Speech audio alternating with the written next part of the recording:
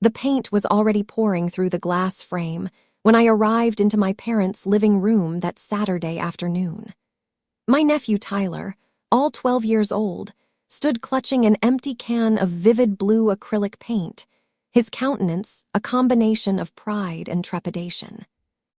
The medical degree I'd acquired after 8 years of arduous effort, 4 years of undergraduate studies, 4 years of medical school, many nights studying, thousands of hours of clinical rotations, hung awkwardly on the wall, entirely wrecked.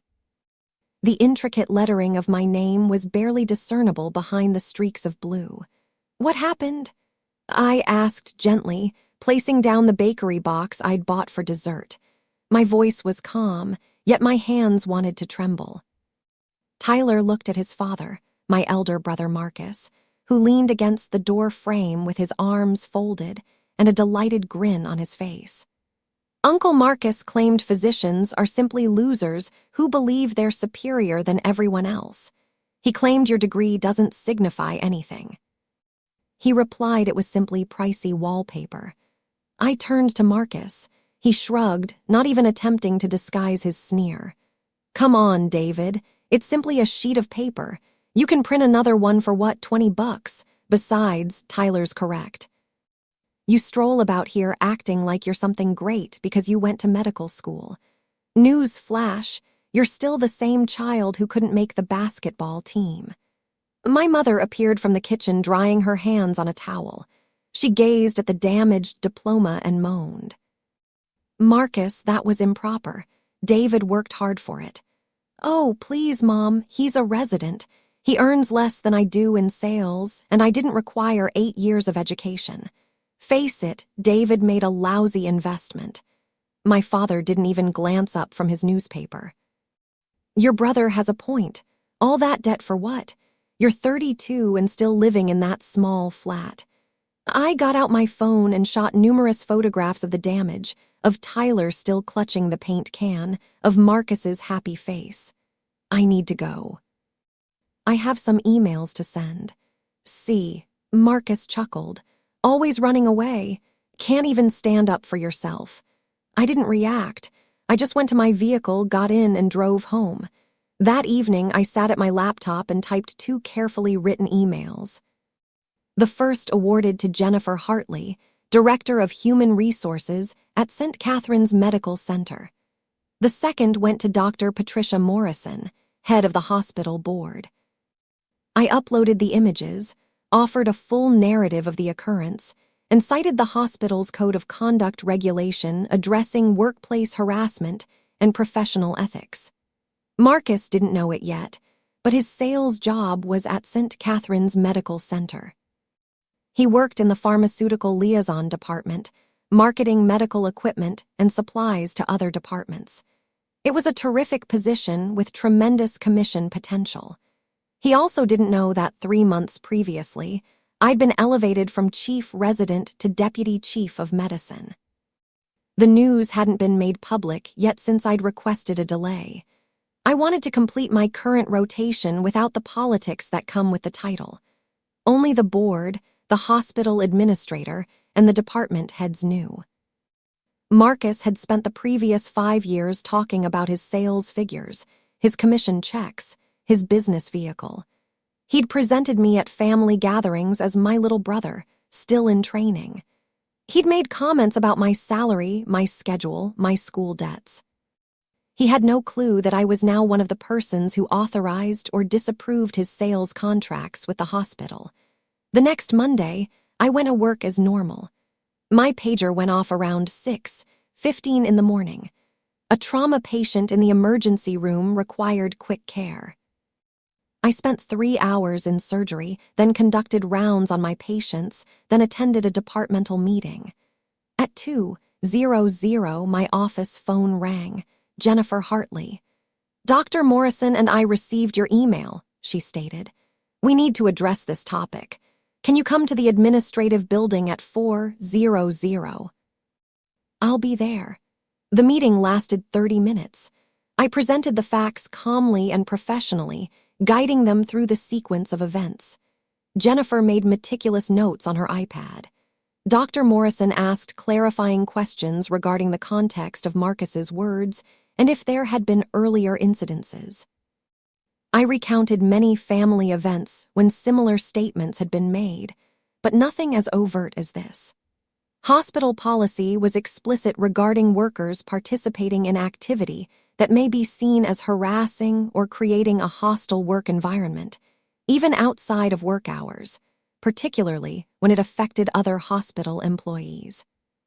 The policy had been reinforced 2 years earlier following a lawsuit regarding off-duty activity that damaged professional relationships. "We'll need to conduct an investigation," Jennifer replied, examining her notes. "This is significant, particularly considering your position and his job as a vendor liaison. There are possible conflicts of interest here that we need to consider thoroughly."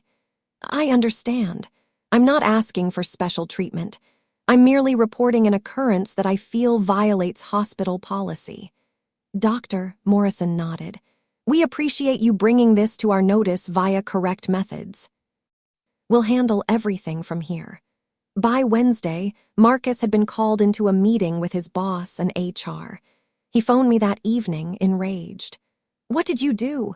They're questioning me about an event at Mom and Dad's place. They're talking about professional behavior offenses." "I filed a formal complaint," I responded gently. "You urged your son to ruin my medical degree and made insulting remarks about my career. I recorded it and reported it."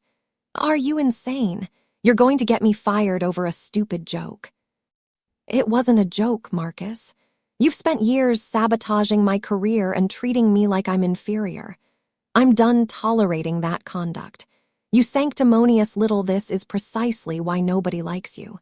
You can't take a joke. You can't be part of the family without making everything about you and your cherished sentiments." I hung up. Thursday morning, I got an email from Dr. Morrison. The hospital board had concluded its review. They were demanding my participation at a special meeting Friday afternoon to discuss future measures. Marcus's boss and Jennifer Hartley would also attend. Friday came. I dressed on my nicest suit and stepped into the meeting room at 3:00. Marcus was already there seated with his boss, a guy called Greg Phillips. Jennifer sat at the head of the table with Dr. Morrison. 2 additional board members were present via video conference. Marcus scowled at me as I arrived. "This is absurd. I'm being dragged through an inquiry because my brother can't take family banter." Greg moved uneasily. "Marcus, I'd urge you let HR and the board handle this debate." "Doctor." Morrison opened a folder. "We've studied the incident report, the photographic evidence, and the comments from both sides. Mr. Hayes, your contract with St. Catherine's has a professional behavior provision. The activity mentioned in Dr. Hayes's report is a breach of that paragraph." Marcus leaned forward. "With all due respect, what I do outside of work is my business. David is being nasty because he's sensitive about his professional choices. Dr. Hayes isn't just any employee," Jennifer added softly, her tone purposeful. "He's the deputy chief of medicine. He's part of the hospital's top leadership team." The room became quiet. I could see the precise instant the words registered. Marcus's confident stance shattered. His face turned from heated with fury to pale with disbelief. Marcus gulped. "What? Deputy chief? Since when?" "I got promoted 3 months ago." I responded calmly, keeping my hands folded on the table. "The announcement was delayed at my request, so I could finish my current clinical rotation without administrative hassles. You've been making negative remarks about my career while I've been in a high leadership position at the same institution that employs you, the same entity that authorizes your sales contracts and reviews vendor connections." Greg closed his eyes. "Marcus, why didn't you tell me your brother worked here?" "I didn't believe it mattered. He's only a resident, I thought." Marcus paused. "Deputy chief of medicine?" Dr. Morrison continued. The board takes professional behavior extremely seriously, particularly when it concerns senior medical professionals. Your statements against Dr. Hayes's qualifications and profession, uttered in front of a juvenile whom you encouraged to trash hospital-related material, reflect a basic lack of respect for the medical experts you're meant to be collaborating with. Hospital-related property, Marcus asked weakly. The medical degree that was destroyed belonged to a member of our senior leadership team, Jennifer stated. That makes this a subject of hospital concern, especially considering that your employment requires you to engage closely with our medical departments. Greg spoke up. I believe we need to debate Marcus's future with the liaison program. If he can't display respect for our medical personnel, even his own brother, how can we expect him to maintain professional relationships with other physicians? Marcus turned to me. David, come on. This is going too far. It was simply Tyler being a child. I'll pay for a new diploma. Sorry. You informed your 12-year-old kid that physicians are losers, I replied gently. You've spent 5 years treating my career as a joke. You stood there and watched him trash what I acquired through 8 years of effort, and you grinned about it. This isn't about the diploma, Marcus. This is about a habit of disrespect that I'm no longer willing to endure. Doctor. Morrison peered at the other board members on the screen. Recommendations. One of them spoke. I motion that we terminate Mr. Hayes' contract with St. Catherine's effective immediately. This conduct is incompatible with our institutional ideals. Seconded, the other board member stated. Greg nodded slowly. I'll support that suggestion. Marcus stood up suddenly. You're firing me? Over this? You're being dismissed for breaking your professional behavior agreement, Jennifer stated. You'll get 2 weeks severance as stipulated in your contract. Your building access will be removed as of 5:00 today. Marcus stared at me frantically. David, please. I've got a mortgage. Tyler's at private school. You can't do this to me. I didn't do this to you, I said. You caused this on yourself. I merely recounted what occurred. The vote is unanimous, Dr. Morrison declared. Mr. Hayes, your employment with St. Catherine's Medical Center is terminated. You'll need to return any hospital property and file your departure documentation with HR. Marcus grabbed his briefcase and headed for the door. He paused and turned back to me. You're really going to kill my career over a childhood rivalry. This isn't a rivalry, I replied gently. This is a consequence. You taught your youngster that insulting others has no price. Now he gets to learn a new lesson. After Marcus departed, Greg apologized profusely. If I'd known about the familial link and his attitude toward medical professionals, I never would have taken him into the liaison program. It's not your fault, I told him. He's quite skilled at portraying a professional image when it benefits him. Doctor. Morrison escorted me out of the meeting room. I realize this wasn't easy, Dr. Hayes, but the board stands behind you entirely. Professional respect is important to all we do here. Thank you. I simply want to concentrate on my career. That evening, my mother phoned. She'd heard from Marcus about what occurred. David, honey, I realize your brother was wrong, but did you have to get him fired? The entire family is unhappy. Mom, he urged his kid to vandalize my medical degree and then insulted my whole career as I stood there. What did you expect me to do? I expected you to be the larger person. You know how Marcus is. He's always been competitive. Being competitive doesn't justify being harsh. And it absolutely doesn't justify teaching Tyler such conduct. My father got on the line.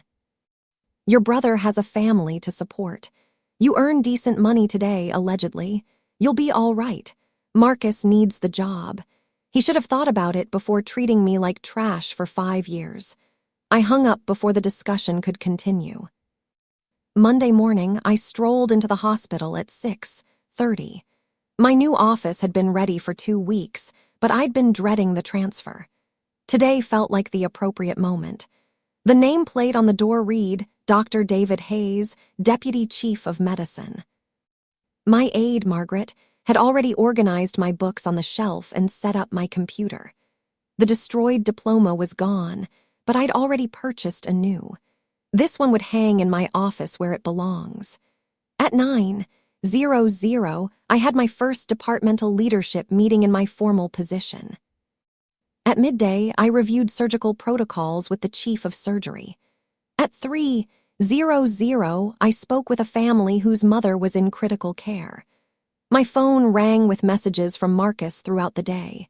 Angry texts, desperate messages, messages calling me nasty and harsh. I blocked his number. By the end of the week, the hospital had released an official notice announcing my promotion. Congratulations flooded in from coworkers, old professors, and pals from medical school. Some folks were amazed I'd kept it private for so long. The reality was simple. I'd intended to establish myself in the position before dealing with the politics of the title. I wanted to make sure I gained respect via my job, not through my position. Marcus had imagined I was still struggling, still junior, still less accomplished than him. He'd formed his ego on that premise. He was incorrect. 2 weeks later, I got a letter from Tyler. It was handwritten, evidently written under pressure, apologizing for destroying my diploma. There was a postscript in another handwriting, Marcus's writing. I hope you're happy. We had to withdraw Tyler from private school. I didn't react. I framed the letter and displayed it next to my new diploma, not as a trophy, but as a memory. Some individuals spend their lives pulling others down to feel greater. Some individuals enable such conduct because it's simpler than addressing it. And other individuals like myself finally conclude that being the larger person doesn't entail tolerating disrespect. It entails making individuals responsible for their decisions. Marcus taught Tyler that acts had no repercussions. I taught him something different. Whether Tyler learns that lesson or not isn't my duty anymore. I have patients to care for, a department to assist oversee, and a profession I'm proud of. The paint-damaged diploma is gone, but the labor it represented, that's still here. That's still mine. And nobody can take it away.